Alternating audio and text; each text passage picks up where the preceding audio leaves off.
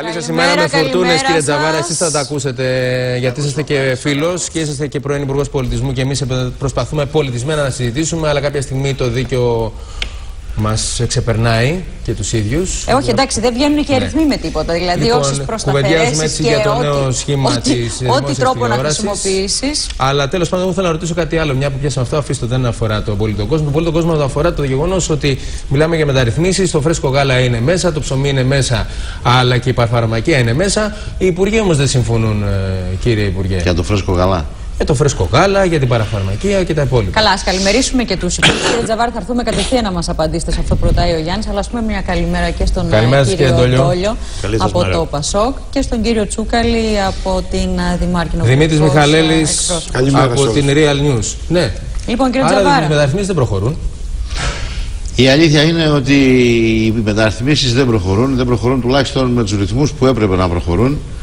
Υπάρχουν τομείς στον κρατικό μηχανισμό, και όταν λέω κρατικό μηχανισμό δεν εννοώ μόνο τη δημόσια διοίκηση, εννοώ και τη Βουλή που είναι η νομοθετική εξουσία, εννοώ και τη δικαιοσύνη που είναι η δικαστική εξουσία, όπου και εκεί θα έπρεπε με βάση τουλάχιστον και αυτά που είδαν το φως της δημοσιότητας από το Ευρωβαρόμετρο, από ό,τι είδατε χθες, σχετικά με τη διαφθορά και όλα αυτά, θα έπρεπε να έχουν πάει με πιο γοργούς ρυθμούς. Αλλά να έρθουμε στο γάλα που με ρωτήσατε. Ναι.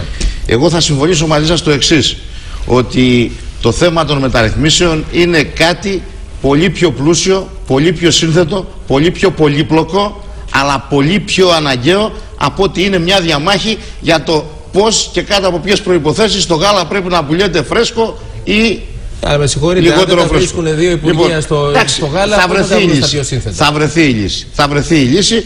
Όμως τα προβλήματα θα πρέπει να τα αντιμετωπίζουμε και με ψυχραιμία και κυρίως θα πρέπει να δίνουμε στον κόσμο εκείνες τις προϋποθέσεις που απαιτούνται για να έχει εμπιστοσύνη στο ότι θα βγούμε από την κρίση με μεταρρυθμίσεις. Γιατί το να βγούμε από την κρίση μόνο με την τακτοποίηση ή τη διαχείριση των αριθμών, από ό,τι φαίνεται και με την καινούρια, και με την καινούρια τροπή που έχει πάρει το θέμα με τα φορολογικά, αντιλαμβάνεστε ότι δεν μπορεί να γίνει. Δηλαδή, Τζαβάρα, αυτά τα 10 δις πόσα λένε τώρα ότι θα έρθουν να μας ξαναδανήσουν και θα έρθουν μόνο με διαρθρωτικές αλλαγές και όχι με νέα μέτρα.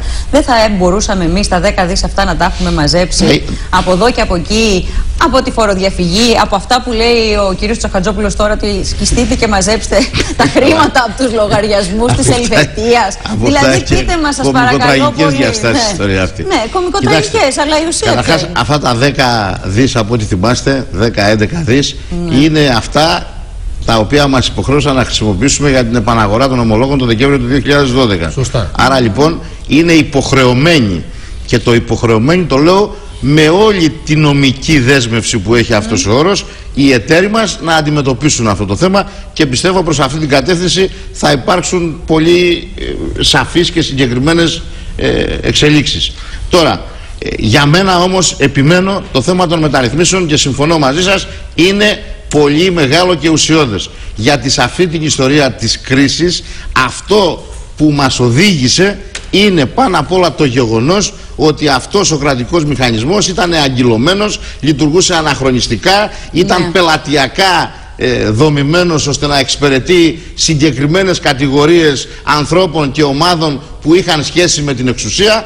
Όλα αυτά απέδειξαν, ακόμα και τα πολιτισμικά στερεότυπα που χρησιμοποιούνται και αποτελούσαν το περιεχόμενο το ιδεολογικό της μεταπολίτευσης, είναι εκείνες ακριβώς οι καταστάσεις και οι ιδέες με τις οποίες πρέπει να έρθουμε σε ρήξη για να περάσουμε απέναντι. Κύριε Τζαβάρα, και πάμε στον κύριο Ντόλιο, με βάση αυτά που λέει ο κύριος Τζαβάρας, να έχουμε μια συνέχεια. Τι έχει αλλάξει δηλαδή αυτή τη στιγμή ώστε να είμαστε αισιόδοξοι ότι όλες αυτές οι μεταρρυθμίσεις θα προχωρήσουν και θα αλλάξει ο τρόπος, έτσι, στη διαδικασία, και να βρεθούμε έξω από το μνημόνιο χωρίς να πάρουμε νέα μέτρα, αλλά να έρθουν ουσιαστικές αλλαγές? Κοιτάξτε, κατά τη γνώμη μου υπάρχει ένας μεταρρυθμιστικός, μια μεταρρυθμιστική κόπωση θα έλεγα, ή να το πω διαφορετικά, σε περίοδο που όλοι μελάνε για μεταρρυθμίσεις, έχω τη γνώμη ότι ο παλαιοκομματισμός και η πελατειακή λογική καλά κρατεί. Δυστυχώς η αντίσταση στις μεταρρυθμίσεις δεν αφορά την κοινωνία πρωτίστως. Έχω τη γνώμη ότι αφορά μια σειρά υπουργών της κυβέρνησης. Και θέλω να πω συγκεκριμένα παραδείγματα. Δηλαδή, δεν ήταν καλό το παράδειγμα της ΕΡΤ, δεν ήταν έτσι, δεν έδειξε μεταρρυθμιστική ορμή, δεν εννοώ αυτά τα πράγματα, αλλά έχουμε άλλα παραδείγματα που έχουμε αντιστάσεις από υπουργούς. Παραδείγματος χάρη, αποφασίστηκε να κλείσουν και να καταργηθούν μια σειρά κλάδων και ειδικοτήτων στην επαγγελματική εκπαίδευση, χωρίς λόγο και αιτία, γιατί δεν μπόρεσαν να κάνουν αξιολόγηση στο σύνολο των εκπαιδευτικών. Αποφασίστηκε στη συνέχεια, μετά από δηλώσεις υπουργών, 2 υπουργών, ότι το υγειονομικό προσωπικό από τους κλάδους και τις ειδικότητες που καταργήθηκαν θα μεταφερθεί όλο στο νοσοκομείο. Εν τέλει το αποτέλεσμα δείχνει ότι το υγειονομικό προσωπικό μάλλον οδηγείται στην απόλυση. Σε μια περίοδο που τα νοσοκομεία της χώρας καίγονται κυριολεκτικά για νοσηλευτικό προσωπικό. Οι άνθρωποι, το νοσηλευτικό προσωπικό έχει φτάσει στα όρια της φυσικής εξόντωσης πλέον. Προσλήψεις άλλες δεν μπορούμε να κάνουμε.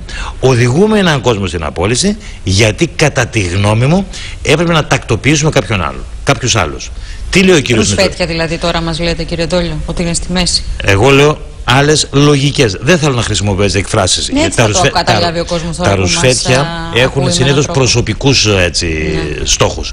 Εδώ πέρα λέω ότι έπρεπε το υγειονομικό προσωπικό, με βάση την πεμπτουσία της κινητικότητας, να πάει στα νοσοκομεία της χώρας του ΕΣΥ. Ανταυτού δεν γίνεται αυτό. Έχω τη γνώμη λοιπόν, είναι ένα καλό παράδειγμα που δείχνει ότι καταργείται και η έννοια της κινητικότητας. Τι κάναμε, πώς την επινέσουμε με την κινητικότητα?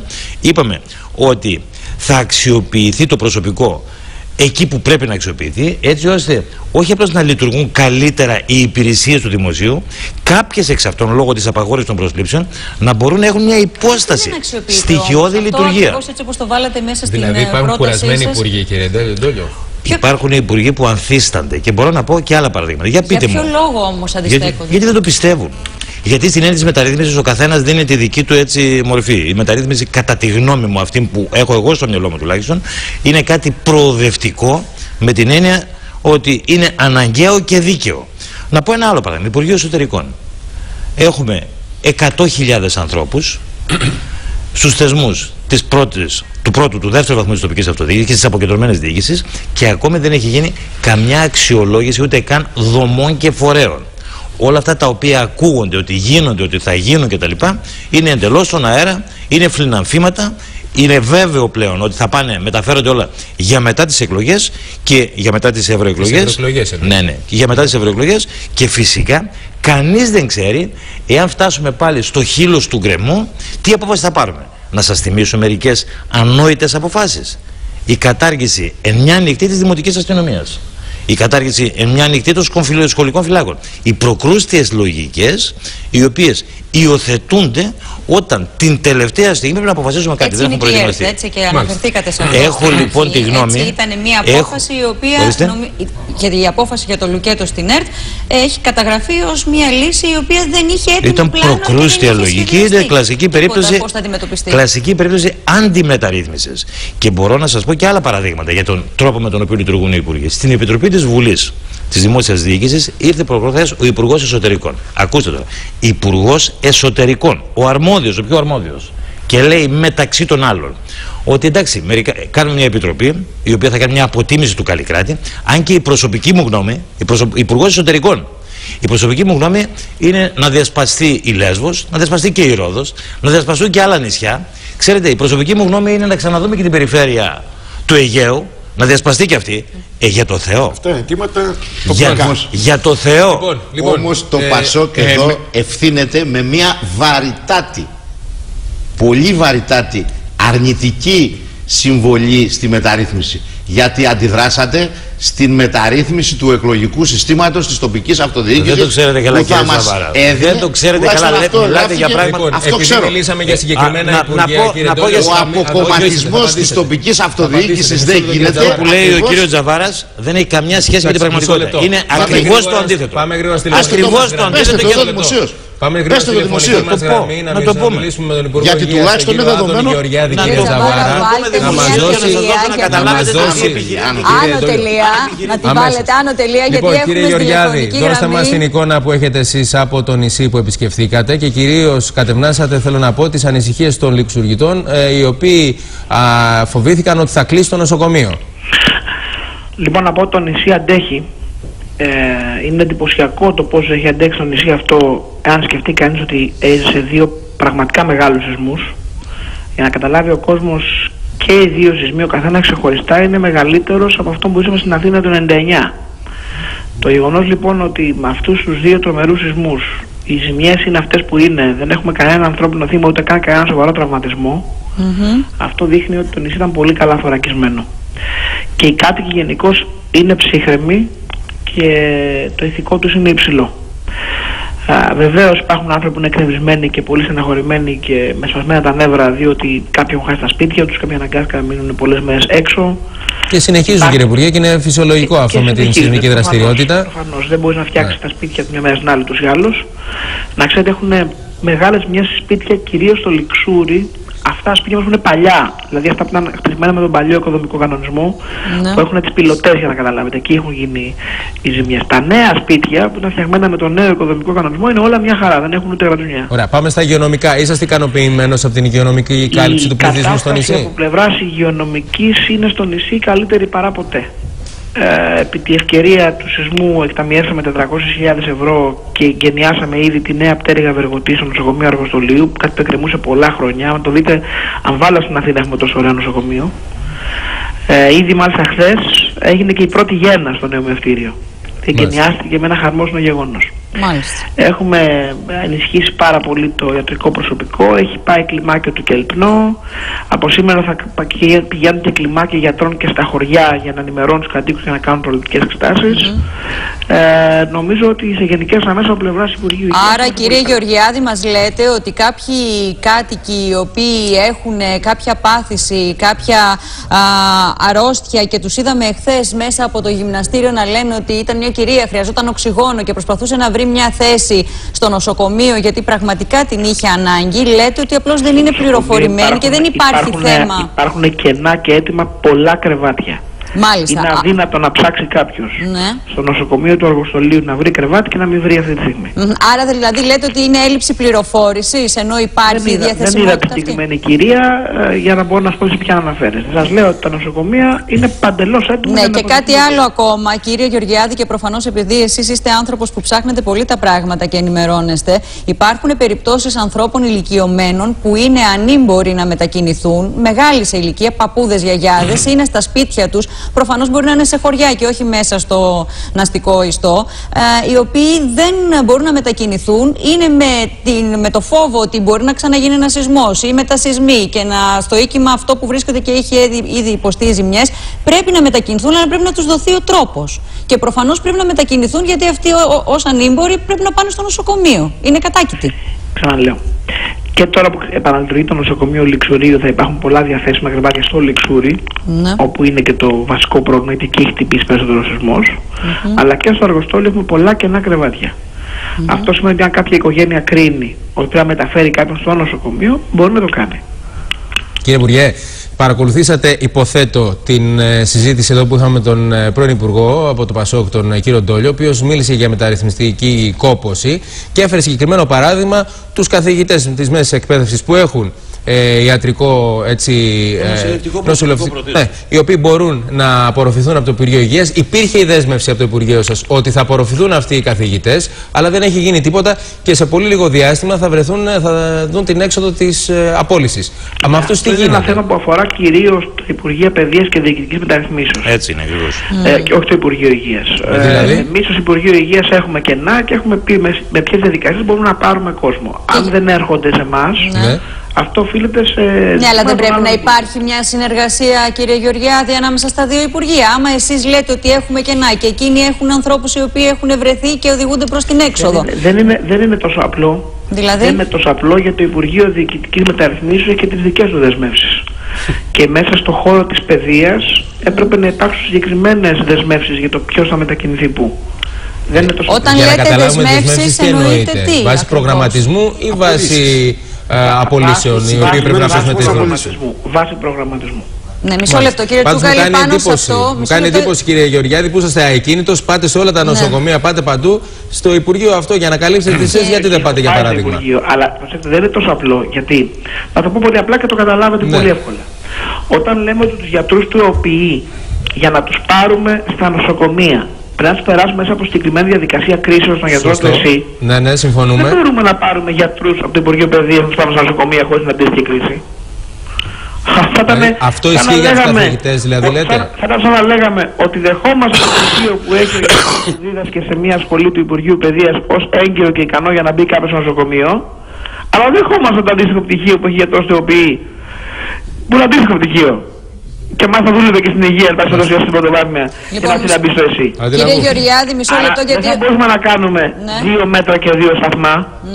Κύριε Τσούκαλη, δεν είναι αυθορή και παραχρήμα αυτονόητο ότι κάποιος που έχει πτυχίο ιατρικής κάνει να μπει στο νοσοκομείο. Κύριε Γεωργιάδη, μισό λεπτό, γιατί έχουμε εδώ και τον κύριο Τσούκαλη από τη Δημάρο, ο οποίος θα θέλαμε έτσι να ακούσουμε και το δικό του σχόλιο και τη... Συμβαίνει το εξής, το ξέρει και ο κύριος Γεωργιάδης. Από τους 25.000 που έχουν τεθεί σε διαθεσιμότητα, πρέπει οι μισοί τουλάχιστον να οδηγηθούν στην έξοδο. Εγώ δεν θα πω απόλυση. Δεν προκύπτει από πουθενά αυτή η δέσμευση. Αυτή ότι θα είναι, κύριε Ντόλιο, είναι συμφωνία δυστυχώς του Ιουλίου. Αυτή. Από τις διαθεσιμότητες είναι του Ιουλίου. Μάλιστα. Δεν ήταν η αρχική δέσμευση του δεύτερου μνημονίου ή του τρίτου στο πρόθεσμο του Νοεμβρίου του 2012, αλλά το προαπαιτούμενο που ετέθη στη διαπραγμάτευση του Ιουνίου, τότε που είχαμε την κρίση, αν θυμάστε, επειδή τα παρακολουθούσαμε, ήταν η λεγόμενη σύγχυση της κινητικότητας με τις απολύσεις. Ενώ μέχρι εκείνη τη στιγμή η κινητικότητα ήταν κάτι διαφορετικό, εντελώς διαφορετικό. Άρα, κύριε Τσούκαλη, μας λέτε τώρα ότι αυτές οι δεσμεύσεις για τις οποίες έτσι ζητήσαμε πιο αναλυτικά να καταλάβουμε σε τι θέμα εντός των εισαγωγικών. Άρα δεν αφορά εσάς, κύριε Γεωργιάδη. Όχι, θα πω κάτι για τον κύριο Γεωργιάδη, θα το πούμε και σήμερα. Θύμα αυτής της λογικής είναι τρόπον τεινά και ο κύριος Γεωργιάδης. Με την έννοια πια ότι εμφανίζει μια μεταρρύθμιση για τον ΕΟΠΗ κάτω από την πίεση και το βάρος αυτής της διαδικασίας της κινητικότητας, διαθεσιμότητας κτλ. Κυρίως όχι της ανάγκης 15.000 απολύσεις. Μην ανοίξουμε, κύριε Γεωργιάδη, μην ανοίξουμε. Όχι να απαντήσει τώρα όμως ο κύριος Γεωργιάδης, όχι να το κλείσω. Ναι, κύριε Γεωργιάδη. Λοιπόν, έχω το λόγο? Βεβαίως. Δέχομαι την καλόπιστη, πιστεύω, κριτική του κυρίου Τσούκαλη. Θα μου επιτρέψω να του πω ότι η εφαρμογή αυτής της κριτικής στη μεταρρύθμιση που κάνουμε στην πρωτοβάθμια είναι παντελώς ατυχής.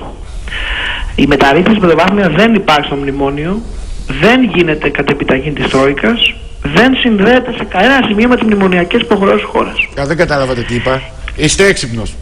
Δεν λέει ότι μας λέει πουθενά το μνημόνιο, κύριε Γεωργιάδη, ένα λεπτό. Δεν λέει το μνημόνιο πουθενά ότι θα κάνετε την... Να το ολοκληρώσω, να το δείτε πόσο εύκολα. Όμως πώς θα διαχειριστείτε το προσωπικό και πού θα βρεθεί ο αριθμός των 25.000 για διαθεσιμότητα ή των 15.000 για απολύσεις. Έρχομαι λίγο να το εξηγήσω λίγο πολύ ήρεμα, κύριε Τσούκαλη, γιατί αν θέλετε τη γνώμη μου, το λέω εξαιρετικά καλόπιστα. Πιστεύω ότι η στάση της Δημάρου στο συγκεκριμένο νομοσχέδιο είναι τραγωδία. Τραγωδία όμως. Μάλιστα. Είναι το δείγμα της στροφής της Δημάρ προς όλα αυτά που κατηγορούσαμε πάρα πολλά πριν από μερικούς μήνες. Γιατί το λέω αυτό? Πρώτα απ' όλα, εμείς δεν κάνουμε καμία απόλυση. Λέμε όλους όσους θα μετακινήσουμε από τον ΕΟΠΗ προς το παιδί, όλους τους εξασφαλίζουμε θέσεις στο νέο σύστημα. Άρα γιατί μας μπλέκει με τις απολύσεις? 0 απολύσεις. Δεύτερον, η διαδικασία της διαθεσιμότητας κινητικότητας, για στο νόμο Μανιτάκη έπαιρνε 8 μήνες, με ένα νομοσχέδιο γίνεται 1 μήνας. Δηλαδή μου λέει κάποιος από τη Δημάρ ότι η Δημάρ υπεστήριζε μια διαδικασία διαθεσιμότητας κινητικότητας 8μηνη, αλλά δεν υποστηρίζει μια διαδικασία κινητικότητας διαθεσιμότητας μηνιαία. Δηλαδή υποστηρίζει το μείζον, αλλά δεν υποστηρίζει το μείζον. Κύριε Γεωργιάδη, όμως όσον αφορά στις 0, μισό λεπτό, όσον αφορά στις 0 απολύσεις στους γιατρούς, οι γιατροί συνεχίζουν και κάνουν απεργία και λένε ότι εσείς τους εξωθείτε στο να απολυθούν διότι τους βάζετε στη διαδικασία. Οι γιατροί κάνουν απεργία διότι επιμένουν να διατηρήσουν το προνόμιο του να είναι ταυτόχρονα στο δημόσιο σύστημα και να μπορούν ταυτόχρονα να έχουν ιδιωτικό ιατρείο. Ναι. Για να καταλάβετε τώρα, ο νόμος περί διαθεσιμότητας που έχει ψηφίσει και ο κύριος Τσούκαλης λέει τον κύριο Μανιτάκη, λέει ότι ο εργαζόμενος όταν μετακινείται σε μία θέση μετακινείται με τις εργασιακές σχέσεις του φορέα υποδοχής. Ο φορέας υποδοχής στην προηγουμένη περίπτωση είναι το ΕΣΥ, το παιδί στην προηγουμένη περίπτωση, το πρωτοβάθμιο. Οι εργασιακές σχέσεις του ΕΣΥ είναι γνωστό ότι είναι από τις αρχές δεκαετίας του 80 πλήρους και αποκλειστικής απασχόλησης. Ναι, άρα όμως κύριε Γεωργιάδη, κάποιοι θα οδηγηθούν στην έξοδο. Λίγο, να καταλάβει ο κόσμος που θα κάνει μια συζήτηση. Ακούστε λοιπόν τι λένε οι γιατροί αυτοί οι οποίοι κάνουν απεργία. Λένε, εμείς θέλουμε για μας να νομοθετήσετε μια εξαίρεση από το γενικό κανόνα που ισχύει για όλους τους άλλους.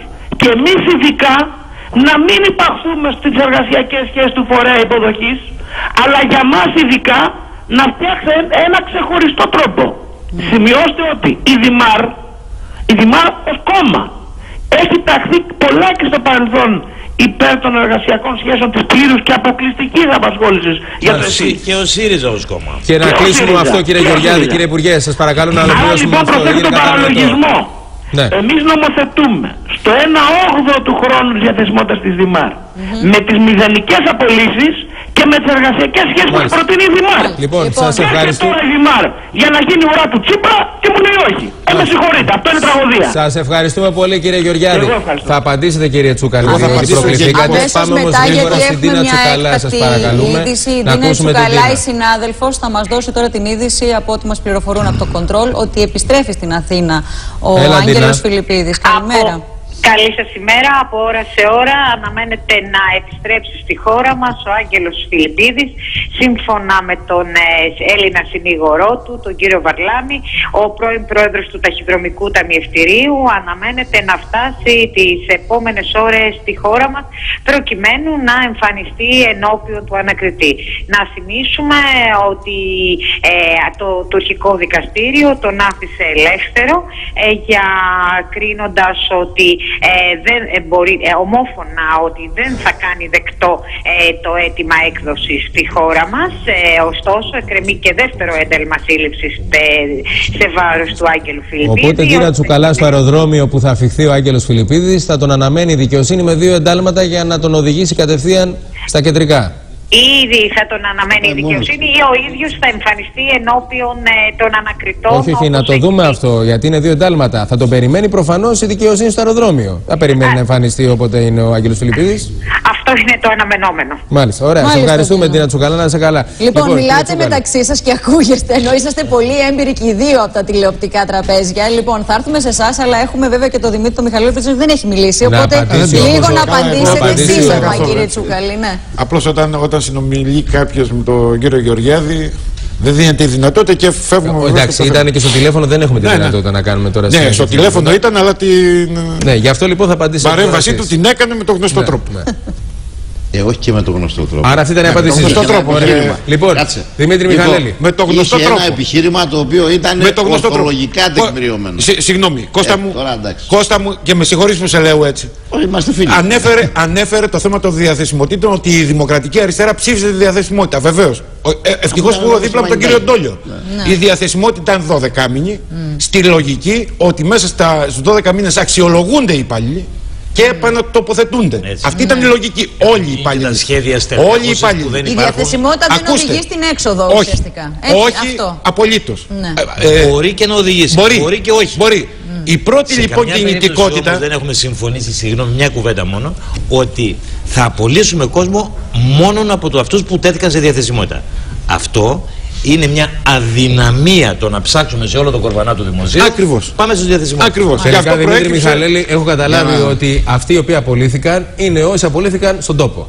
Είτε είναι από την ΕΡΤ, είτε είναι οι κυρίες της καθαριότητας του Υπουργείου Οικονομικών, είτε της Δημοτικής Αστυνομίας, είτε οι σχολικοί φύλακες. Τέλος πάντων. Λοιπόν, πάμε να δούμε τώρα τις μεταρρυθμίσεις. Διότι εδώ πέρα μεγάλη κουβέντα γίνεται. Ρώτησα και τον κύριο Τζαβάρα, οι υπουργοί δεν τα βρίσκουν όμως μεταξύ τους. Πώς θα προωθηθούν αυτές τις μεταρρυθμίσεις? Και άμα η Γερμανία ζητήσει δεσμεύσεις επί των μεταρρυθμίσεων. Το ζήτημα πάντως δεν είναι. Μπορώ να σας πω κάτι. Έχετε δει ποια είναι αυτά που ζητάει η Τρόικα, τα έχετε δει ποια είναι?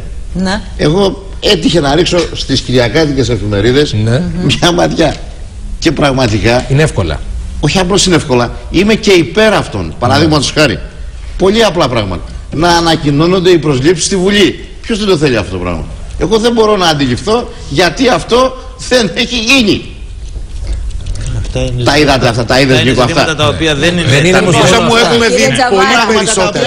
Μην το ξανανοίξετε οι τρεις σας λίγο, δηλαδή να διασώσουμε εδώ την περίπτωση του Δημήτρη, να του δώσουμε το λόγο. Ναι, το πρόβλημα δεν είναι το προσεγγίζουμε λάθος ότι τις μεταρρυθμίσεις, αν θα μας το ζητήσουν οι ξένοι. Κανονικά πρέπει ήδη να τις έχουμε κάνει εμείς. Δεν πρέπει να μας το ζητάνε. Και πλέον φοβάμαι ότι θα φτάσουμε στο σημείο. Ήδη από χθες έχουν πει από τις Βρυξέλλες ότι δεν ζητάμε πλέον μείωση σε μισθούς, συντάξεις κλπ. Θέλουμε να προχωρήσετε στα διαρθρωτικά. Κάποια στιγμή θα φτάσουμε, συγγνώμη για την έκφραση, στην απόλυτη ξεφτύλα, να θέλουν οι ξένοι να μεταρρυθμίσουν πράγματα και εμείς, ως χώρα, λέω το εμείς, να μην το θέλουμε. Γιατί να μην το θέλουμε?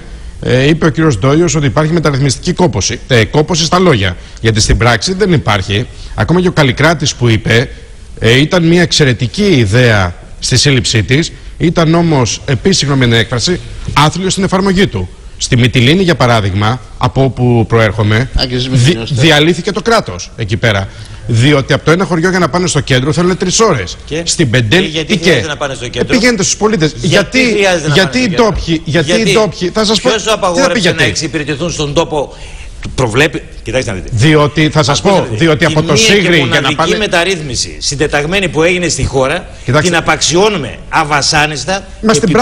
Μα στην πράξη δεν λειτουργήσε. Να δούμε γιατί δεν λειτουργήσε. Μα σας είπα γιατί. Γιατί θέλει 3 ώρες να πάει εκεί να πάρει ένα χαρτί. Γιατί πρέπει να πάει στο κέντρο για να πάρει χαρτί? Γιατί δεν υπάρχει, δεν το φτιάξατε να μπορεί από το Σίγρη να πάρει ένα χαρτί. Ποιος θα το κάνει η κυβέρνηση?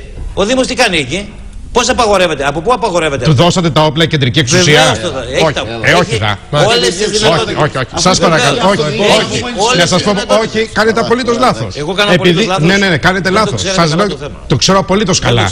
Το ξέρω καλά, είμαι από εκεί και οι τοπικοί βουλευτές του κόμματός σας θέλουν το σπάσιμο. Όλοι οι τοπικοί βουλευτές θέλουν.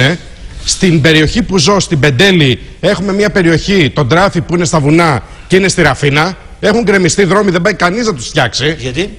Ποιος το απαγορεύει? Δεν μπορεί να λειτουργήσει.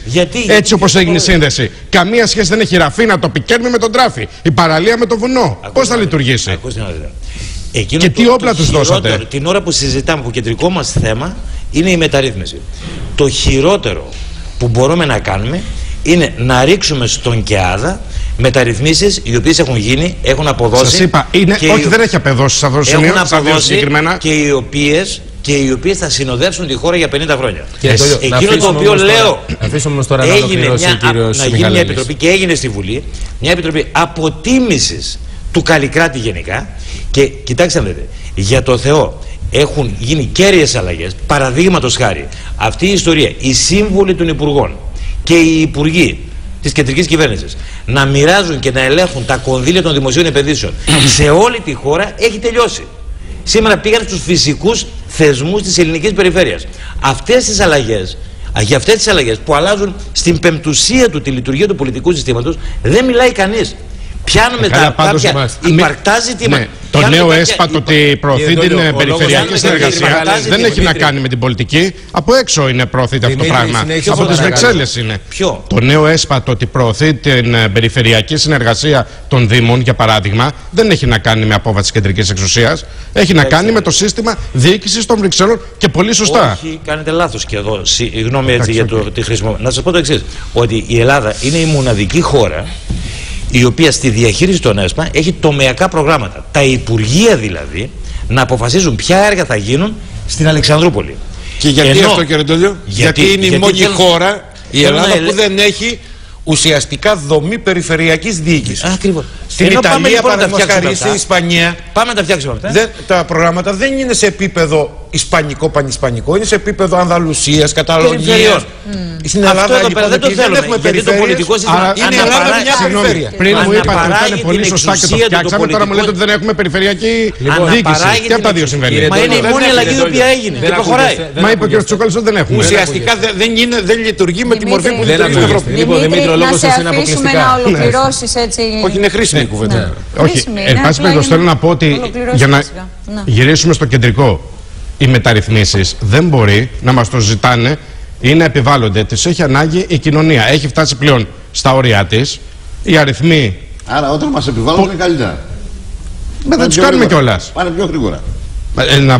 Να μας βάλουν πρόστιμο, λέω, εντός έχουμε το πρόστιμο, επειδή δεν κάνουμε κάτι το αυτονόητο. Δεν το κάνουμε όμως. Προφανώς δεν το κάνουμε. Γιατί? Κάνουμε φόρους, έτσι. Μονιμοποιούμε χαράτσια τα οποία είχαν. Λέμε να σπάσουν τα ολιγοπόλια και στο γάλα, στα φάρμακα κλπ.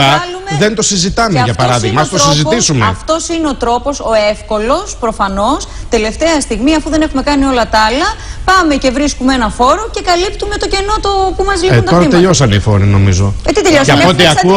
Και από ό,τι ακούω, η κυβέρνηση θα αλλάξει, σκέφτεται να αλλάξει και τα βαριά πρόστιμα στο ΦΠΑ και τους. Αυτό πια έχει ξεσηκωθεί όλη η κοινωνία, Δημήτρη, και το δόθηκε εντολή, λέει, χθες να το δούνε. Είναι το άκρο ναότο του μεταρρυθμισμού, κύριε Μιχελιδάκη, αυτό. Ναι. Και θα μου επιτρέψετε να πω δύο κουβέντες με παραδείγματα για να δείτε.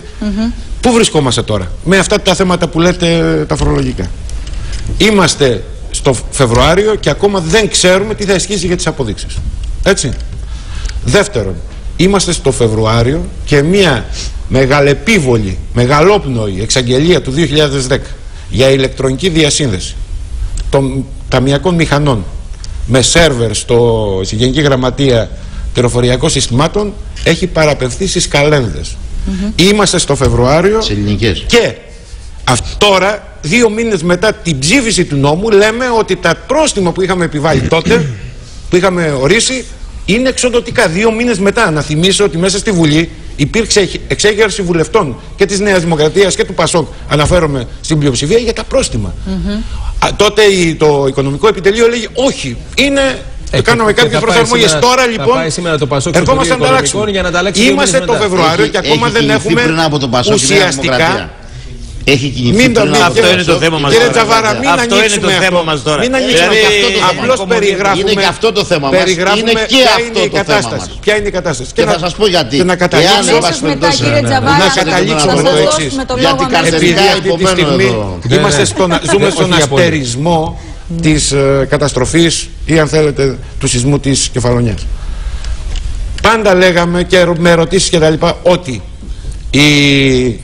το ΤΑΣ, ο τομέας αποκατάστασης σεισμοπλήκτων, ήταν ένας τομέας που ήθελε αναδιάρθρωση. Γιατί έτσι όπως λειτουργούσε. Η απόφαση της κυβέρνησης ήταν από την αναδιάρθρωση πάμε στη διάλυση. Επανήλθαμε. Μα δεν είναι δυνατόν σε μια χώρα που είναι σεισμογενής να μην υπάρχει μια εξειδικευμένη υπηρεσία η οποία θα καταγράφει, θα κινητοποιείται ταχύτατα, θα καταγράφει τις ζημιές και θα διεκπεραιώνει τις αποζημιώσεις. Επί ένα χρόνο, επί 6 μήνες μάλλον, για να είμαστε ειλικρινείς, επί 6 μήνες γίνεται ο σεισμός στην Αταλάντη, τρέχουνε, δεν κάνουν κάτι. Γίνεται ο σεισμός της Κεφαλονιάς και προχτές μόλις τοποθετήθηκαν όλοι. Και καταλήγω με το εξής. Οι μεταρρυθμίσεις είναι απαραίτητες και κρίσιμες και πρέπει να τις έχουμε κάνει μόνοι. Αλλά μένουμε στο εξής, κύριε Σκάλκο. Οι μεταρρυθμίσεις να γίνουν, ναι. Ξέρετε πόσο κρίσιμο είναι ο τρόπος που θα γίνουν οι μεταρρυθμίσεις. Ο Μπόφιγκερ σε μια τελευταία του ομιλία στις Βρυξέλλες είπε το εξής απλό, το οποίο το επανέλαβε και ως όρος και είναι γενικώς παραδεκτό.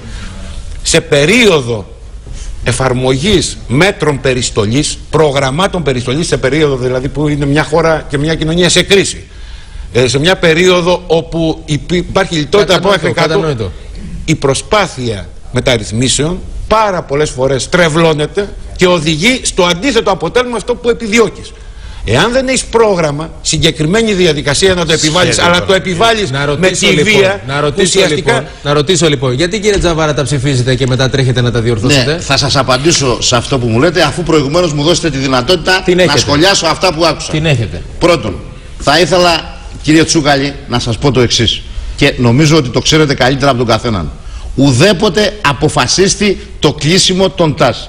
Και εσείς και εγώ και όλοι οι βουλευτές που προερχόμαστε από εκλογικές περιφέρειες σεισμογενείς είχαμε πράγματι δώσει το μέτρο του μεταρρυθμιστικού τόνου που θα έπρεπε να επικρατήσει. Και πράγματι ο κύριος Μητσοτάκης αποφάσισε σε συνεργασία με το Υπουργείο Υποδομών ότι θα πρέπει αυτός ο τομέας αποκατάστασης σεισμοπλήκτων να φύγει και να πάει στις περιφέρειες, να φύγει από την κεντρική διοίκηση. Πότε τοποθετήθηκαν, κύριε Τζαβάρα? Ήταν 6 μήνες σε διαθεσιμότητα. Γιατί να είναι 6 μήνες? Μην βιάζεστε κάτι. Διαπιστώνω μια συριζοποίηση του λόγου σας και με λυπεί αυτό το γεγονός. Γιατί μέχρι τώρα σας είχα συνηθίσει να είστε και πράος και κυρίως να είστε ρεαλιστής και μετριοπαθής. Αυτό λοιπόν, αυτό το μαξιμαλιστικό που βλέπω τώρα και στην τοποθετησή σας απέναντι στον κύριο Γεωργιάδη, αλλά και στην τοποθετησή σας στο θέμα των ΤΑΣ που το ξέρετε πολύ καλά, όπως και εγώ το ξέρω, σας λέω ότι πράγματι εχθές ο κύριος Μητσοτάκης έχει από χτες, ήδη τελείωσε η διαδικασία, επιτάχυνε αυτές τις προγραμματισμένες, τις νομοθετημένες διαδικασίες για τη μεταβίβαση αυτής της αρμοδιότητας. Ποτέ δεν είπε κανένας ότι θα κλείσει το ΤΑΣ, απλώς μεσολάβησε ένα χρονικό διάστημα νεκρό, όπου έπρεπε να γίνουν οι αξιολογήσεις κάποιων συγκεκριμένων προσώπων για να τοποθετηθούν. Εχθές τελείωσε αυτό και ήδη βεβαίως οι αξιολογήσεις. Συγγνώμη κύριε Τζαβάρα, επειδή είπατε μου απευθύνατε κάποιους χαρακτηρισμούς, επειδή πολύ σωστά γνωρίζετε ότι γνωρίζετε για το ΤΑΣ και γνωρίζετε και την άποψή μου για το ΤΑΣ, ότι ήθελε γενική αναδιάρθρωση. Λοιπόν, ο τομέας αποκατάστασης σεισμοπλήκτων, ο τομέας αποκατάστασης σεισμοπλήκτων ήδη με συγκεκριμένη μεθοδική δράση από την πλευρά του Υπουργείου Διοικητικής μεταρρύθμισης που ήταν γρήγορη και αποτελεσματική. Ένα χαρακτηρισμό περί συριζοποίησης, σας λέω ευθέως. Πολύ σύντομα κύριε Τσούκα. Έχω άδικο. Θα το κρίνουν οι τηλεθεατές. Λέω το εξής. Τελείωσε αυτό το θέμα και το ξέρετε. Τελείωσε το θέμα των ΤΑΣ. Θα λειτουργήσουν όπως ακριβώς τα έχει ανάγκη η κοινωνία. Δεν με αφήνετε γιατί είπα κάτι συγκεκριμένο. Συγγνώμη κύριε Ντόλιο. Ως μονάδες υπηρεσιακές των περιφερειών της τοπικής αυτοδιοίκησης δευτέρου βαθμού. Κύριε Τζαβάρα, ποιος σας είπε ότι εγώ στο Γενικό Γραμματέα Περιφέρειας να υπάρχουν? Δεν θέλει να υπάρχουν στο πλαίσιο. Λοιπόν, ποιος σας το είπε αυτό? Περί αυτού συζητάμε τώρα. Όχι. Αν θα έπρεπε να πάνε αλλά εκεί, κάτι το οποίο έπρεπε να το επενέσετε, κάτι το οποίο έπρεπε να το επενέσετε, το αντιμετωπίζετε με αρνητική διάθεση. Πρώτη φορά, όχι κύριε Τσουκάλη, συγγνώμη. Ήταν 6 μήνες όλοι οι υπάλληλοι σε διαθεσιμότητα? Βεβαίως ήταν, γιατί έτσι ήταν σε 6 μήνες ουσιαστικά δεν μπορούσαν να λειτουργήσουν. Ακριβώς η ευαισθησία του Υπουργού επιτάχυνε τις διαδικασίες εξαιτίας. Πότε λύγει κύριε Τζαβάρα η διαθεσιμότητα, ο χρόνος της διαθεσιμότητας? Μην πάμε στο καθεστώς Μανιτάκη τώρα για αυτά που λέγατε προηγουμένως. Νομίζω ότι επαρκώς έχουν αυτά τα πράγματα γίνει. Δεν κάνουμε χρόνο γιατί έχουμε άλλα θέματα. Έχουμε άλλα θέματα που είναι πολύ ουσιαστικά και πολύ σημαντικά. Κύριε Τζαβάρα, πείτε μου. Ο χρόνος, πότε λύγει ο χρόνος? Μην γίνεστε θορυβοποιός. Μην γίνεστε θορυβοποιός. Κύριε Τζαβάρα, πείτε μου παρακαλώ, γιατί τα ψηφίσετε και μετά τρέχετε να διορθώσετε? Θα σας πω. Για τα βαριά πρόστιμα στην οικονομία. Τα νομοσχέδια που έρχονται στη Βουλή πράγματι είναι νομοσχέδια όσον αφορά τα ζητήματα της φορολογικής νομοθεσίας, που ουσιαστικά έχουν σκοπό να δώσουν στη χώρα αυτό που χρειάζεται για να μιλάμε πια για αποτελεσματική δημοσιονομική προσαρμογή. Ναι. Εκεί λοιπόν πράγματι έχει πριτανεύσει και ήδη ο Πρωθυπουργός με παρέμβασή του, το είπε προηγουμένως η εκλεκτή σας συνάδελφος, με παρέμβασή του έδωσε εντολή να αποκατασταθεί η σχέση αναλογικότητας που έπρεπε να υπάρχει μεταξύ των κυρώσεων, των προστίμων δηλαδή, και της σοβαρότητας των παραβάσεων. Αυτό είναι κάτι το οποίο προφανώς και έπρεπε να το έχει λάβει υπόψη του η ηγεσία του Υπουργείου Οικονομικών και να μην φέρνει στη Βουλή πράγματι τέτοιου είδους νομοθετήματα όπου κατά τρόπο προφανή παραβιάζεται αυτή η σχέση της αναλογικότητας. Όμως βεβαίως και θα αλλάξει. Βεβαίως και θα αλλάξει. Όπως, για να προλάβω και τον κύριο, μάλλον να εξηγηθώ απέναντι στον κύριο Ντόλιο, είπα ότι οι βουλευτές, 32 βουλευτές της Νέας Δημοκρατίας, μεταξύ των οποίων έχω την τιμή να συμπεριλαμβάνομαι και εγώ, με συγκεκριμένη αναφορά στον κύριο Θεοχάρη, κάναμε λοιπόν παράσταση και με έγγραφη διαμαρτυρία μας ζητήσαμε να επανεξεταστεί το θέμα των αγροτών. Κύριε Τζαβάρα, πρέπει να σας διακόψουμε. Δεν το κάνουμε επίτηδες, αλλά από το κοντρόλ μας λένε ότι πρέπει πάλι να συνδεθούμε με την Τζίνα Τσουκαλά για την υπόθεση που αφορά στον Άγγελο Φιλιππίδη και την έκδοσή του και την επιστροφή του εδώ στην Αθήνα. Ντίνα, καλημέρα και πάλι. Καλημέρα και πάλι. Σύμφωνα λοιπόν με τις πρώτες πληροφορίες που έχουμε στη διάθεσή μας, οι τουρκικές αρχές προχώρησαν στην απέλαση του πρώην Πρόεδρου του Ταχυδρομικού Ταμιευτηρίου, ο οποίος από στιγμή σε στιγμή, αν δεν έχει ήδη φτάσει στο αεροδρόμιο Ελευθέριος Βενιζέλος, φτάνει στη χώρα μας, καθώς εκκρεμούν σε βάρος του εντάλματα σύλληψης για τα επισφαλή. Τώρα αυτό αλλάζει όμως την εικόνα, Ντίνα Τσουκάλα, διότι... Παρότι οι δικηγόροι του, μπράβο Γιάννη. Αλλάζει. Δώσε μας λοιπόν την εικόνα. Λοιπόν, παρότι ο δικηγόρος του μιλούσε για οικειοθελή επιστροφή του Άγγελου Φιλιππίδη στη χώρα μας, σύμφωνα με πληροφορίες, τελικά δεν είναι επιστροφή οικειοθελής, αλλά είναι απέλαση από τις τουρκικές αρχές. Άρα τώρα, Ντίνα, ποια είναι η διαδικασία που θα ακολουθηθεί με το που θα πατήσει στη χώρα μας το πόδι του κ. Φιλιππίδης? Γνωρίζουμε. Κανονικά θα συλληφθεί στο αεροδρόμιο, καθώς εκκρεμούν τα εντάλματα σύλληψης σε βάρος του.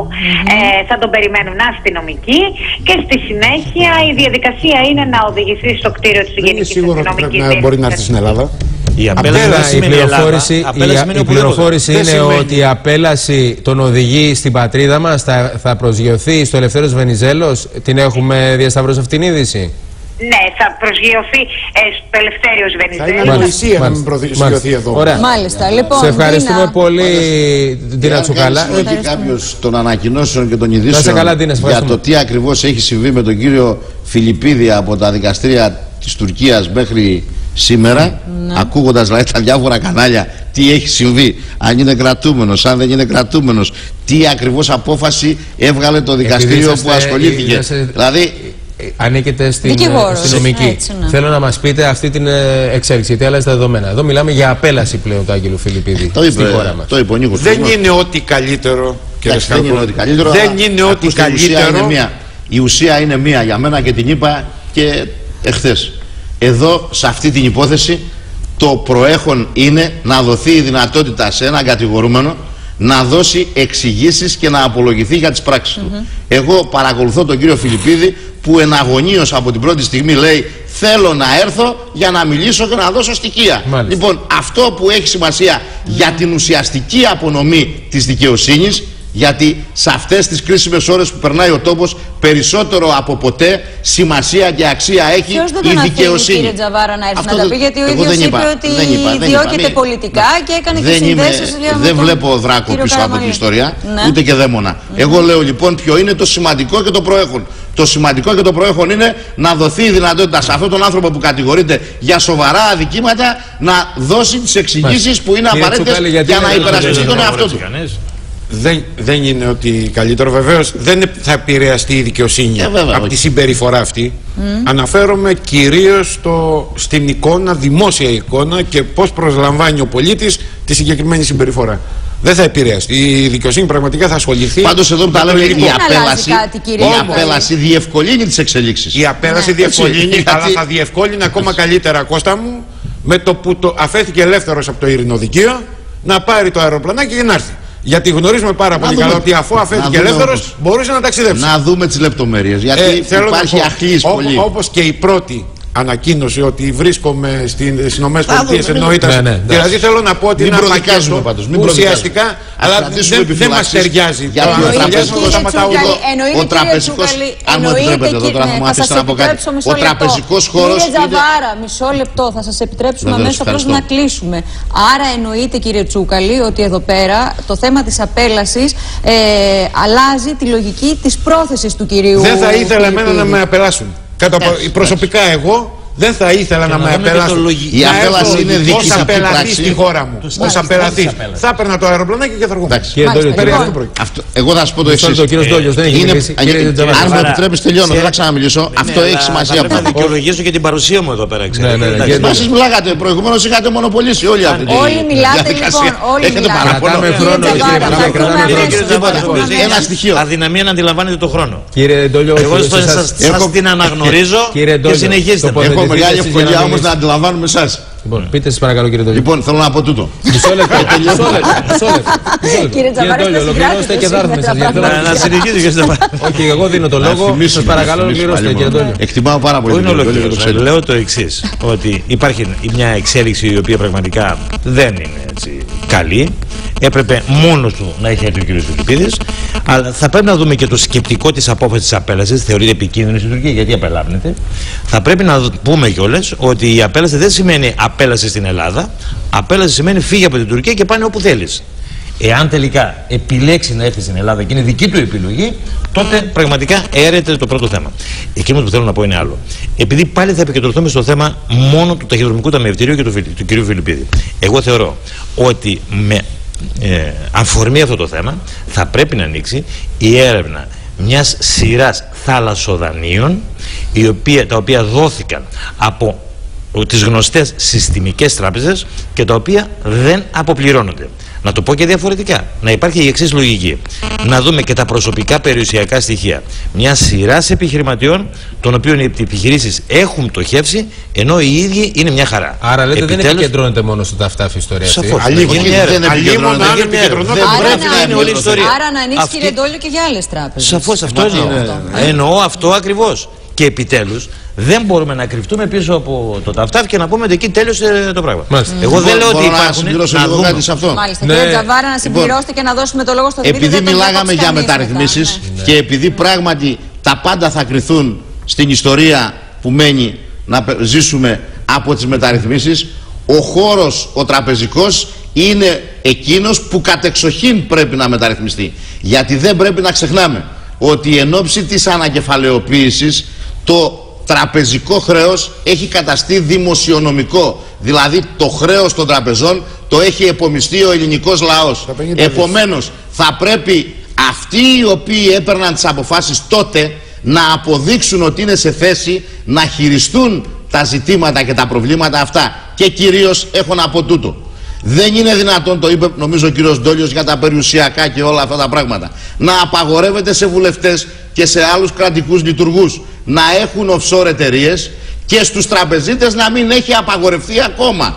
Είναι ένα θέμα πολύ έντονης μεταρρυθμιστικής διαδικασίας, την οποία θα πρέπει να υποβληθεί συλλήβδην όλο το τραπεζικό σύστημα, γιατί δεν είναι δυνατόν αυτή τη στιγμή να γίνονται τέτοια ζητήματα, δηλαδή να δαιμονοποιείται ο κύριος Φιλιππίδης ενώ άλλοι να μένουν στο απειρόβλητο. Πολύ ορθά λοιπόν επισημαίνεται ότι θα πρέπει να εξεταστούν τα πάντα, θα πρέπει να φτάσουμε στο σημείο που να έχουμε μια εξήγηση γιατί επιμένουν να παίρνουν σε πιστωτικές κάρτες 18% και 19% και 20% Δυστυχώς όμως, παρόλο που ισχύουν αυτά που είπε ο κύριος Τζαβάρας, ότι έχουμε διαθέσει 50 δισεκατομμύρια και όχι μόνο, που τα έχουμε επομιστεί στο χρέος, δεν υπάρχει δυνατότητα ελέγχου εκ μέρους των βουλευτών και της Βουλής προς τις τράπεζες. Αφού υπάρχει επίτροπος, δεν μπορούμε να ελέγξουμε. Είναι απόλυτα ελεγχόμενοι από τον κύριο Προβόπουλο και από την Ευρωπαϊκή Κεντρική Τράπεζα. Ο κύριος Προβόπουλος είναι μια ανεξάρτητη ουσιαστικά αρχή, είναι δηλαδή ο κεντρικός τραπεζίτης, η οποία δεν ελέγχεται. Λοιπόν, μισό λεπτό, γιατί τώρα ήδη βλέπουμε την εικόνα. Βρέχει στην Κεφαλονιά. Η συνάδελφος η Αθανασία Σταμοπούλου βρίσκεται εκεί. Την είδαμε και το πρωί. Βλέπουμε ότι η βροχή είναι πυκνή και έντονη. Για δώσε μας τώρα, Αθανασία, τα τελευταία από το ρεπορτάζ που κάνεις εκεί. Λοιπόν, βρισκόμαστε στο γήπεδο του Αγίου Αντωνίου. 52 σκηνές, Μάριον και Γιάννη, έχουν στηθεί από χθες το απόγευμα εδώ. Ωστόσο, οι περισσότεροι από τους κατοίκους δεν επέλεξαν να μείνουν σε αυτές, αλλά προτίμησαν τη ζεστασιά, του αυτοκινήτου τους. Μαζί μας έχουμε την Ελένη. Η Ελένη είναι μία από τις κατοίκους εδώ του Λιξουρίου. Που, Ελένη, μας είπες ότι δεν έμεινες στις σκηνές. Θες να μας εξηγήσεις γιατί έμεινες στο αυτοκίνητό σου? Οι σκηνές δεν προτιμήθηκαν επειδή είναι το έδαφος από κάτω, βρέχει συνέχεια. Οπότε μιλάμε για λάσπη, για τρελή υγρασία. Είναι λογικό να δυσκολεύονται να μείνουν εκεί και το αυτοκίνητο είναι ό,τι πιο βολικό. Άρα, Αθανασία, δεν δόθηκε μια λύση στις σκηνές που από χθες έχουμε έτσι συζητήσει ότι δεν υπάρχει δάπεδο και είναι το γρασίδι και λέγαμε ότι θα πρέπει να βρεθεί μια λύση, γιατί πραγματικά από ό,τι βλέπουμε τώρα δεν εξυπηρέτησαν έτσι όπως θα μπορούσαν να εξυπηρετήσουν τους κατοίκους. Ακριβώς, η εικόνα τα λέει όλα. Λοιπόν, κάτω έχει γρασίδι από τις σκηνές. Ο Θόδωρος που έχω μαζί μου είναι ένας από τους 3-4 που έμειναν στις σκηνές. Περιέγραψέ μας τη χθεσινή νύχτα, Θόδωρε, εδώ. Ναι, πραγματικά ήταν δύσκολα μέσα κάποιος να κοιμηθεί, διότι υπήρχε πολλή υγρασία. Συγκεκριμένα σηκώθηκα εγώ τώρα το πρωί που σας μιλάω και τα κόκαλά μου πονάνε, από τα πόδια μου και όλα τα κόκαλά μου μέσα υπάρχει μεγάλος πόνος, κρύο πολύ, κοιμόμαστε πάνω σε μια ξαπλώστρα. Και γενικά είναι δύσκολα τα πράγματα όπως τα περιέγραψε και η φίλη μου η Ελένη. Όλες αυτές τις σκηνές που βλέπουμε, ναι, όλες αυτές τις σκηνές που βλέπουμε τώρα, Αθανασία, γιατί κάποιες βλέπουμε ότι είναι και κενές. Ή έχει φύγει ο κόσμος βέβαια από μέσα, ή μπήκανε το βράδυ, κοιμήθηκαν εκεί, ή επέλεξαν εξ αρχής οι περισσότεροι να μην τις προτιμήσουν τις σκηνές. Μόνο 5-6 από αυτές γέμισαν το βράδυ. Ήρθαμε χθες το βράδυ με την κάμερα της δημόσιας τηλεόρασης και είδαμε ότι 5 ήταν γεμάτες. Προτίμησαν οι περισσότεροι είτε να μείνουν στα αυτοκίνητά τους, εδώ στο γήπεδο, ήρθαν πάρα πολλοί εδώ στο γήπεδο του Αγίου Αντωνίου που βρισκόμαστε, είτε στο κλειστό γυμναστήριο που από την πρώτη στιγμή βρήκαν καταφύγιο οι λιξουριώτες. Να σας πω, να πάμε λίγο, αν μπορούμε με την κάμερά μας, να μιλήσουμε με έναν κύριο ο οποίος προτίμησε το αυτοκίνητό του. Είναι... Ναι. Κύριε Σπύρο, καλή σας μέρα. Βλέπουμε εδώ με την οικογένειά σας όλοι το αυτοκίνητο επιλέξατε για το βράδυ. Το αυτοκίνητο. Βλέπουμε 52 σκηνές εδώ στημένες από χθες το απόγευμα. Γιατί δεν μπήκατε? Δεν είναι εύκολο, γιατί αυτή τη στιγμή οι σκηνές είναι χωρίς πάτο. Δεν έχουν κάποια προστασία από το γρασίδι κάτω του γηπέδου. Με αποτέλεσμα να μην μπορεί να κοιμηθείς. Είναι σίγουρο ότι θα αρρωστήσεις. Στο αυτοκίνητο έχουμε το καλοριφέρ, έχουμε τουλάχιστον ζεσθενόμαστε. Δύσκολα, αλλά ζεσθενόμαστε. Εν τω μεταξύ δεν βοηθάει και ο καιρός. Είναι 3 μέρες τώρα που βρέχει συνέχεια. Καλή προσπάθεια, δεν λέω, μας βοηθήσανε. Καλή προσπάθεια. Δεν μπορείς να κοιμηθείς όμως σε αυτές τις σκηνές, ειδικά με παιδιά. Ναι, Αθανασία, μισό λεπτό, γιατί έχουμε τον κύριο Τσούκαλη εδώ από τη Δημαρ να σας ρωτήσω. Τώρα που έκανα την επίσκεψη στην Κεφαλονιά και είχαμε συζήτηση και με φορείς, η πρόταση ήταν σαφής. Αυτή την περίοδο όλα τα τουριστικά καταλύματα είναι κλειστά. Και τα ενοικιαζόμενα δωμάτια και τα μικρά και τα μεγαλύτερα ξενοδοχεία. Αυτή την περίοδο λοιπόν που βρέχει, που έχει τέτοιο καιρό, για ποιο λόγο δεν νοικιάζουν ή δεν κάνουν συμφωνίες, δεν ανοίγουν αυτά, έστω για ένα μήνα, μέχρι να σταματήσει, να τελειώσει αυτός ο άσχημος καιρός και να μείνουν οι άνθρωποι σε αυτά τα καταλύματα? Έχει, αν μη τι άλλο, η Κεφαλονιά γεμάτο. Έχουμε κάποια απάντηση σε αυτό, το οποίο το συζητήσαμε και εμείς από τις πρώτες μέρες. Έτσι, από την πρώτη στιγμή το συζητάμε.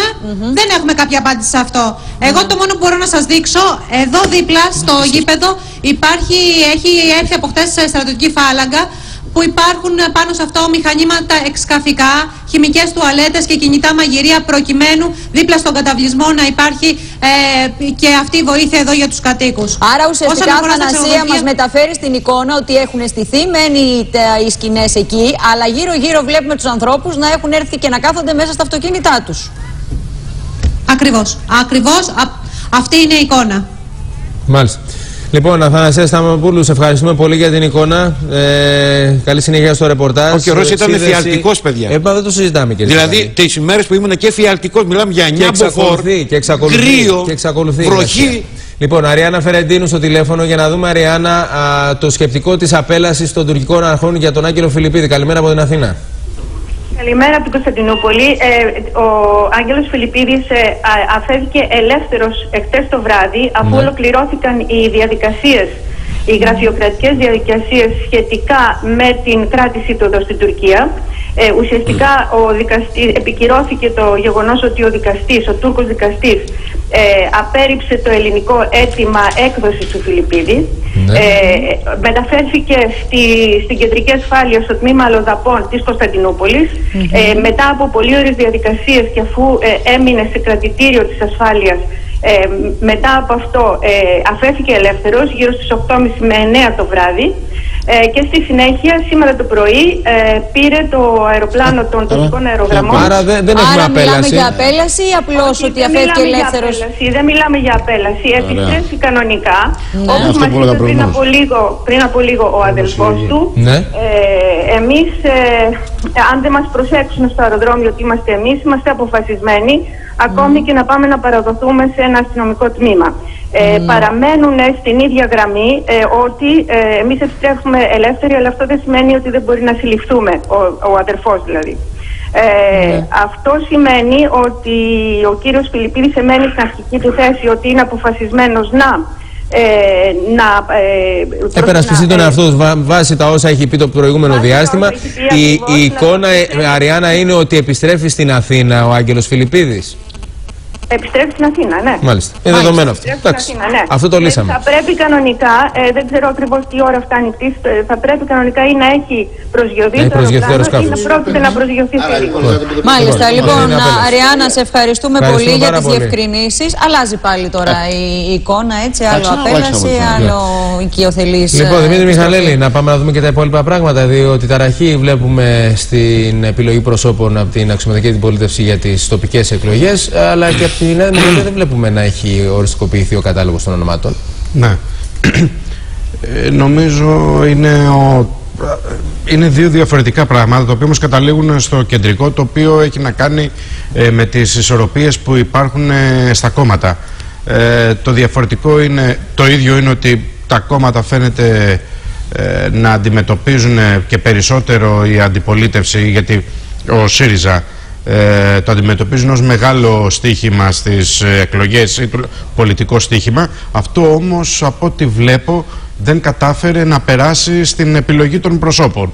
Αν αληθεύουν τα ρεπορτάζ, και προφανώς έτσι είναι, δεν γράφουμε, δεν τα κατεβάζουμε από το κεφάλι μας, υπήρξε σειρά αρνήσεων στον κύριο Τσίπρα για τα πρόσωπα που θα κατέβουν. Γιατί κουβεντιάζαμε για ονόματα λαμπερά από τον καλλιτεχνικό χώρο. Σε μένα δεν έχει μια λογική, για παράδειγμα, ένα πρόσωπο της κεντρικής σκηνής, όπως είναι η κυρία Δούρου, να είναι στην περιφέρεια και ένας νέος Φέρελπης, οτιδήποτε, να είναι στο μεγαλύτερο δήμο της χώρας, στο Δήμο Αθηναίων. Δεν έχει αυτό το πράγμα μία. Γιατί το λες όμως αυτό το δεν έχει λογική. Δηλαδή, υποτίθεται ότι τώρα αυτό που αναζητάει και η κοινωνία, αλλά και μέσα στα κόμματα προφανώς, δεν είναι τα νέα πρόσωπα.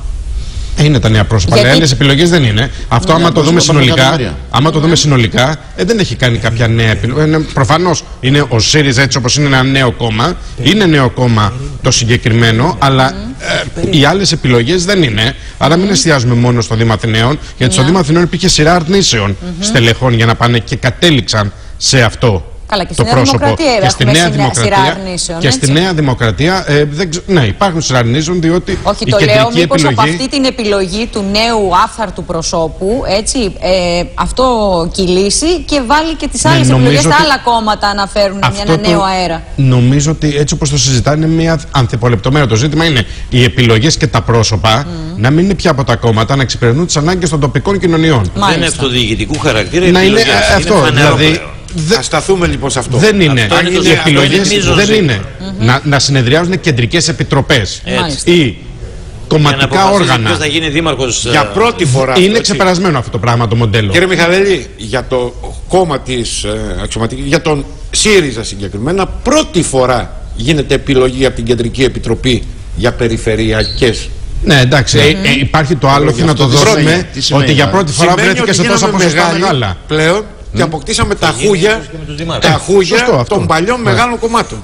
Από το 4 έχει φτάσει στο 20. Κύριε Τζαβάρα, το γεγονός ότι ο Βύρον Πολύδωρας με τον Χρήστο Ζώη κατεβαίνουν προφανώς με νέο σχηματισμό, προκαλεί πονοκέφαλο για την Δημοκρατία.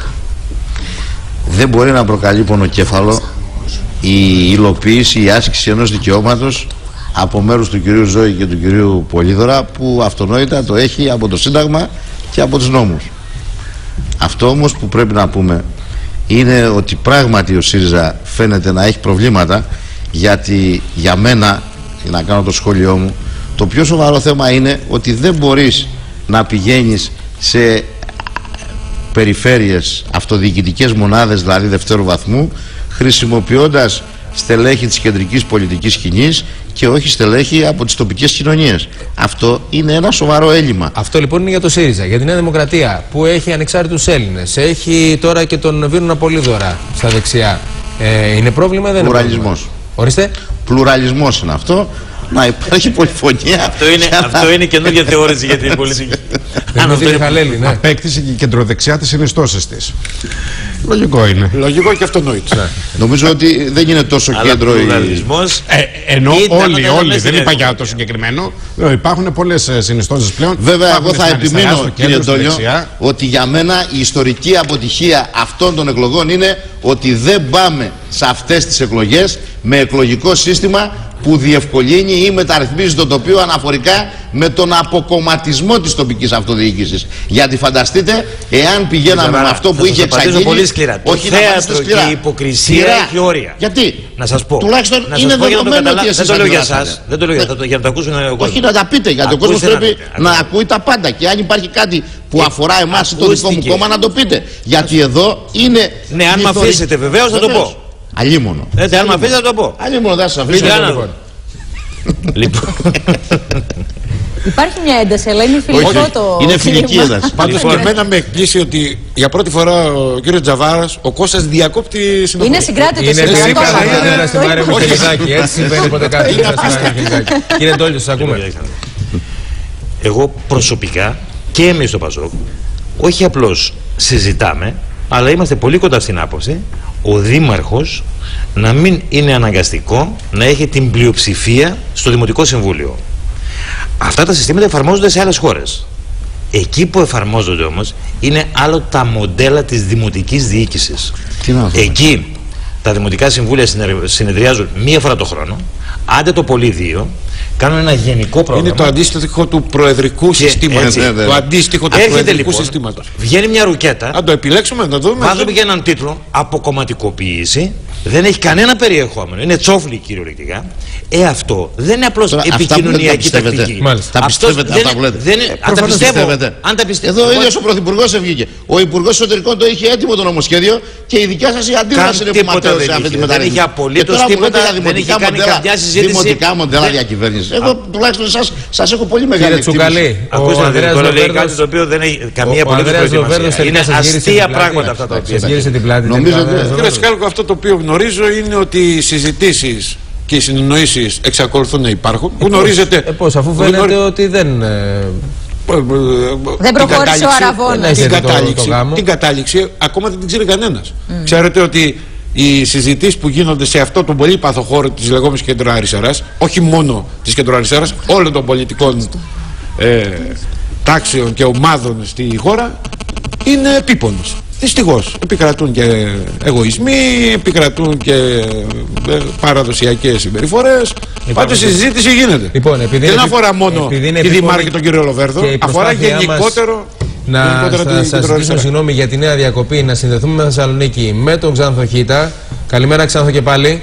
Καλημέρα Ξάνθο. Καλημέρα από το Εργαστήριο Γεωφυσικής του Αριστοτελείου Πανεπιστημίου Θεσσαλονίκης. Να δούμε λοιπόν πώς εξελίσσθηκε η σεισμική αυτή δραστηριότητα στην Κεφαλονιά. Ο καθηγητής Γεωφυσικής, ο κύριος Κώστας Παπαζάκος μαζί μας. Καλημέρα. Καλημέρα. Η σεισμική δραστηριότητα καλά εξελίσσεται. Η παρασεισμική δραστηριότητα δεν εξελίσσεται πολύ καλά, γιατί με ανησυχία είδαμε χθες να επαναλαμβάνουν τα γνωστά φαινόμενα μετά από κάθε μεγάλο σεισμό. Δηλαδή, κάποιοι ανεύθυνα ή και με στόχευση ενδεχομένως να διαδίδουν φήμες και να προκαλούν τα προβλήματα που προκαλούσαν χθες. Συνεπώς, από σεισμολογικής πλευράς καλά τα πάμε.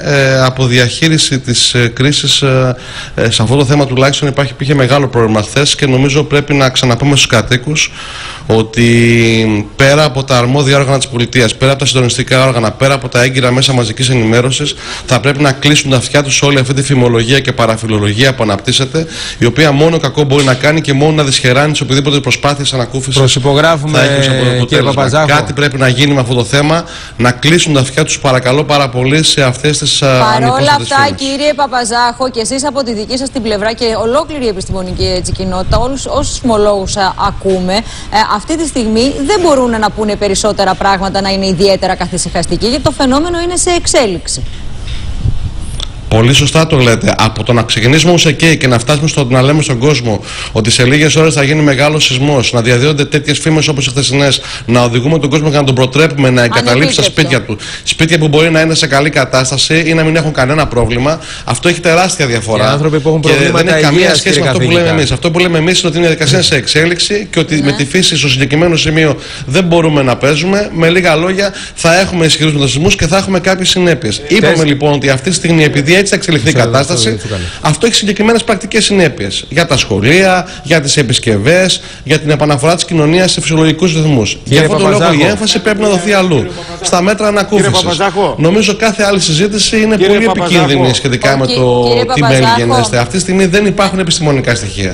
Κύριε Παπαζάχο, επειδή έχουμε ζήσει τέτοια φαινόμενα και εγώ ως Αχαιός και από την Ηλία και από την Αχαΐα τα έχουμε ζήσει και ήμουνα στην Κεφαλόνια. Μπορείτε να μου πείτε ποιος είναι αρμόδιος να ενημερώσει αυθεντικά και έγκυρα τους κεφαλίνες το τι συμβαίνει? Πρώτον. Και δεύτερον, όλα αυτά τα κλιμάκια των υπουργών που μεταβαίνουν στην Κεφαλονιά, ποιος είναι αρμόδιος να τα συντονίζει? Ποιος είναι ο συντονιστής δηλαδή του τι θα γίνει στην Κεφαλονιά? Μάλλον σας απαντώ. Ο νόμος είναι πολύ ξεκάθαρος σχετικά με τις αρμοδιότητες. Γνωρίζει. Ναι. Αυτή τη στιγμή λοιπόν ο νόμος λέει ότι όταν γίνει μια φυσική καταστροφή, η αρμοδιότητα ανήκει στα αρμόδια όργανα της πολιτικής προστασίας από το τοπικό, στο περιφερειακό, στο κεντρικό, στο κυβερνητικό επίπεδο. Η κλιμάκωση λοιπόν των μέτρων είναι συγκεκριμένη και αυτή τη στιγμή λόγω του μεγέθους του προβλήματος προφανώς το θέμα συντονίζεται κεντρικά ή πρέπει να συντονίζεται από την πολιτική προστασία. Αυτό αφορά τα μέτρα. Όσον αφορά την ενημέρωση, υπάρχει ο Οργανισμός Αντισημικού Συνδέσμου και Προστασίας και τα επίσημα σεισμολογικά κέντρα της χώρας, τα οποία ενημερώνουν σε συνεννόηση μεταξύ τους πολίτες σχετικά με την εξέλιξη της σεισμικής δραστηριότητας. Άλλου είδους ενημερώσεις πέρα από τα συντονιστικά, τα τοπικά και τα κεντρικά και πέρα από τους επιστήμονες και τα επίσημα μέσα δεν υπάρχει αυτή τη στιγμή και δεν πρέπει να υπάρχει. Έχει γίνει. Κύριε Τσούκαλη, δεν έχουμε άλλο χρόνο, πρέπει να ολοκληρώσουμε. Κύριε Παπαζάχο, 4,2 χθες το βράδυ, δεν έχουμε άλλο μεγαλύτερο μετασύσμα από τα 4,2. Αυτή τη στιγμή όχι, αλλά μην έχουμε ψευδαισθήσεις. Η πραγματικότητα είναι πολύ συγκεκριμένη. Έχουμε μια ακολουθία σε εξέλιξη. Θα έχουμε ενδεχομένως σε επόμενες ώρες ή και μέρες και άλλους μετασυσμούς και ισχυρότερους από το 4,2. Αυτό είναι το μόνο σίγουρο. Είναι μεγάλος ο σεισμός και έχει πλούσια μετασυσμική ακολουθία. Σας ευχαριστούμε πολύ και τον Τζάνθο Χίτα. Πάμε αμέσως στον Γιώργο το Σιδέρη, ο οποίος μας έχει την εξέλιξη στην υπόθεση του Άγγελου Φιλιππίδη, ο οποίος από ό,τι μαθαίνουμε και πρέπει να έχει πατήσει πόδι στην Αθήνα, Γιώργο. Καλημέρα. Καλή σας μέρα. Εδώ και περίπου 1/4 βρίσκεται σε ελληνικό έδαφος ο Άγγελος Φιλιππίδης. Οι πληροφορίες οι οποίες έχουμε είναι ότι κατόπιν συνεννόησης του τουρκικού Υπουργείου Εξωτερικών με τις τουρκικές αρχές, ο καταζητούμενος Άγγελος Φιλιππίδης βρέθηκε σε πτήση για την Αθήνα, σε πτήση των τουρκικών αερογραμμών και ενώ η προγραμματισμένη άφηξή του ήταν στις 9 και 5. Από εκεί και πέρα με περιπολικά και αυτοκινητοπομπή θα μεταφέρεται αυτή την ώρα στο κτίριο της Γενικής Αστυνομικής Διεύθυνσης Αττικής και στον 10ο όροφο στην ασφάλεια και από εκεί στη συνέχεια μετά τις απαραίτητες διαδικασίες θα μεταφερθεί ενώπιον των δικαστικών αρχών για να εκτελεστεί το ένταλμα σύλληψης.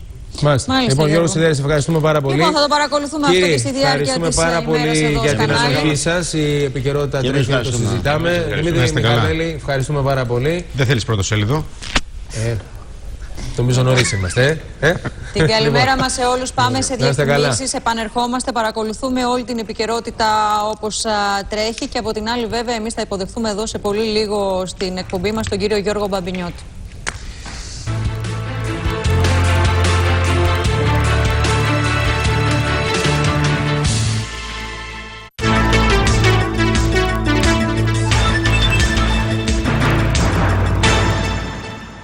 Ο Παπαδιαμάντης